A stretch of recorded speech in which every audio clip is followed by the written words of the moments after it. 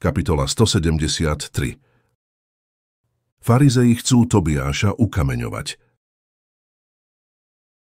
Niektorí prijali to, čo teraz povedal tento starý muž, ktorý sa, ako už bolo uvedené, volal Tobiáš, ale väčšiu časť to tak rozúrilo, že si chceli roztrhať rúcha a potom ukameňovať starého Tobiáša a všetkých, čo držali s ním.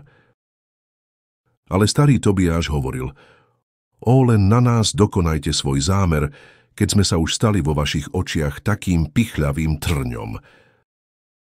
Traja anjeli, ktorí sú ešte tu, vám za vašu chválihodnú námahu vymerajú aj chválihodnú odmenu v pekle a diabli dokončia trhanie vašich rúch.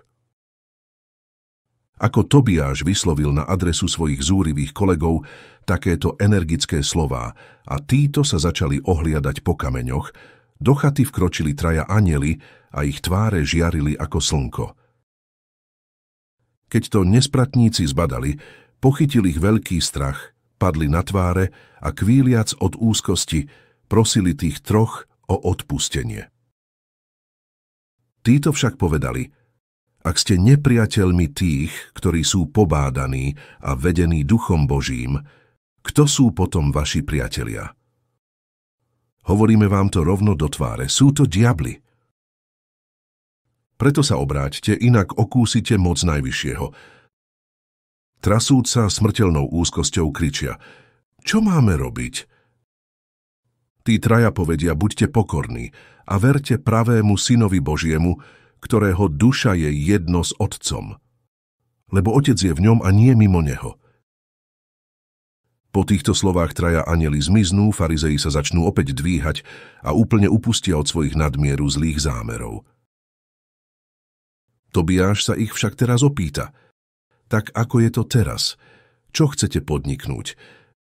Kde sú tie prekliaté kamene?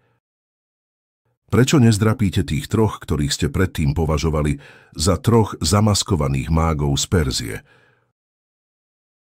Hovoria mocne zasiahnutí: Vieš predsa, že musíme dodržiavať Mojžišove ustanovenia, na ktoré sme prisahali pred nebom a svätyňou. Keď ale teraz tento Ježiš učí všade opak, ako by nám malo byť zaľahko vymeniť našu prísahu za toto takmer úplne proti Mojžišovské učenie. Chceme však o tom pouvažovať a uvidíme, čo sa dá robiť. Teraz nehovoríme áno ani nie, lebo stojí napísané, že z Galilei nikdy žiaden prorok nepovstane.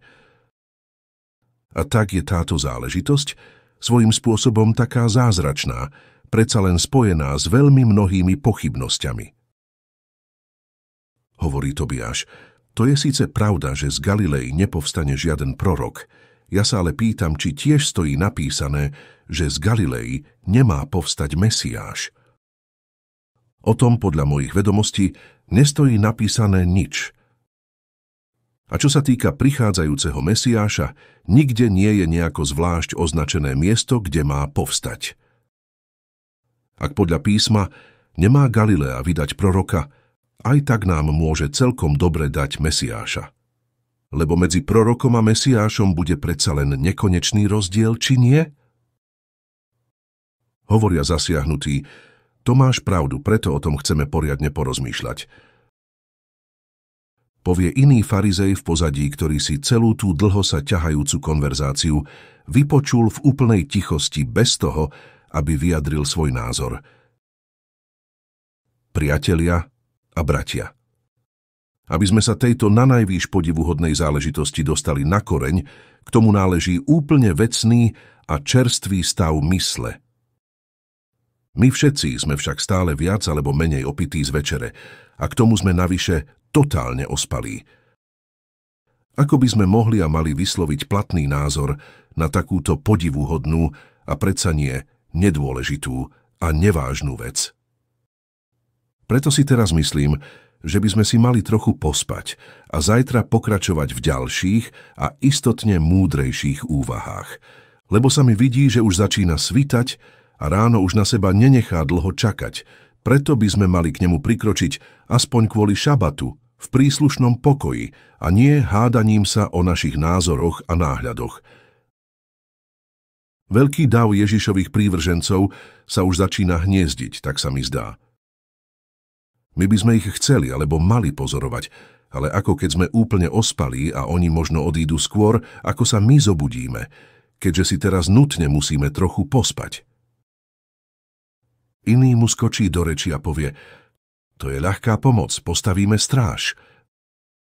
Povie predchádzajúci rečník, že by teba alebo niekoho iného, kto je takisto ako ty a ja úplne ospalý, a ako stráž zaspí presne tak, ako my dvaja. Hovorí tretí: so spaním toho už veľa nenariešime, lebo ostatní sa už začínajú zberať na odchod, a tak nám nezostáva nič iné, ako nasledovať ich príklad. Lebo cesta dole na rovinu je zdĺhavá a v dedine nebudeme ešte dlho po východe slnka. Hovorí štvrtý: no teraz je už pred chatou aj majster Ježiš a pripravuje sa na odchod, takže nám už nič iné nezostáva, len sa taktiež i hneď pripraviť. Hovorí prvý: no už je to tu. Ako som si to predtým myslel, presne tak to teraz je. To teda bude pekná cesta. Nevyspatý a k tomu ešte riadne potrunžený od vína zo včerajšej večere. Viacerí povedia: nuž teraz sa už nič iné nedá robiť. Oni, ktorí sú oddychnutí, na nás určite čakať nebudú. Preto hore sa. Vyspíme sa dole v dedine. Teraz sa všetci dvíhajú a rýchlo sa poberajú von. Keď sú už farizei všetci pripravení, no ja sa ešte hneď nevydávam na cestu do údolia. Začnú byť až na niektorých podráždení a pýtajú sa ma, či ešte nechcem vyraziť. Ja im však poviem: ja som pán a robím si, čo chcem, a nikto sa ma nemá pýtať, prečo takto. Ak to ale niekomu nevyhovuje, ako to chcem pre seba a mojich, nech si robí, čo chce. Veď ja nikoho nedržím. Ak chce niekto ísť, no tak nech ide. Ak chce ale niekto čakať, nech teda vo všetkej trpezlivosti čaká. Pred úsvitom ďalej nepôjdem a predtým sa ešte naraňajkujem, lebo cesta je ďaleká a únavná. Hovoria farizei: môžeme si teda nakrátko zdriemnuť? Hovorím ja: určite. Lebo zem k úsvitu nepotrebuje svetlo vašich očí, určite však potrebuje svetlo mojich očí, aby tak v hlbinách bolo svetlo. Farizei si medzi sebou povedia: tomu nech rozumie, kto chce a môže, my tomu nerozumieme. Hovorí starý Tobiáš: ja tomu už rozumiem a preto zostávam tu vonku, snáď sa rozvidne aj v mojich hlbinách. Hovoria iní: rob si, čo chceš, ty starý čudák, my ale ideme do chaty a trochu si tam pospíme. S týmito slovami sa všetci rýchlo poberú do chaty a vrhnú sa na svoje lôžka.